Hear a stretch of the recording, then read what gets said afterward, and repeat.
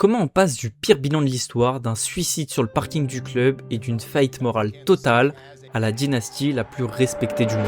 Avant les bacs de Super Bowl, les Chiefs étaient une entreprise en ruine. Et la solution n'est pas venue d'un joueur, mais d'une méthode. Fin 2012, les Chiefs n'ont pas de quarterback, pas de culture et surtout plus d'espoir. Le propriétaire Clark Hunt appelle alors un homme qui vient aussi de toucher le fond, Andy Reid.